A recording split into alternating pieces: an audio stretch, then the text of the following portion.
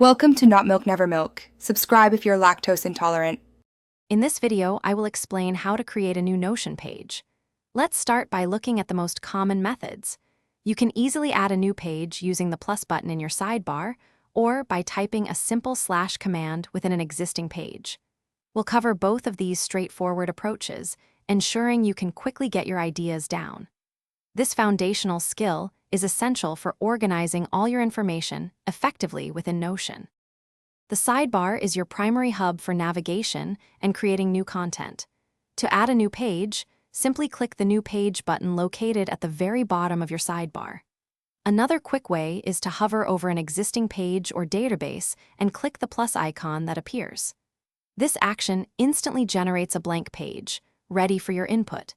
You can then give it a descriptive title and select an appropriate icon.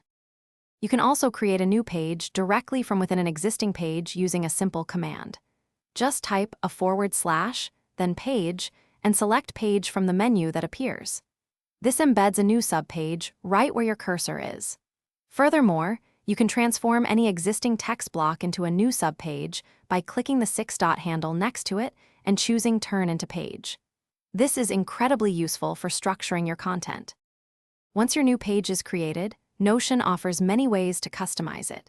You can choose from a wide array of pre-built templates, ranging from project trackers to meeting notes to jumpstart your work.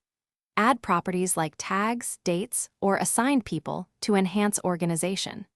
Don't forget to personalize your page with a unique icon and a visually appealing cover image. You can also enable or disable comments for collaboration. Thanks for watching. If this was helpful, leave a like and consider subscribing. See you next time.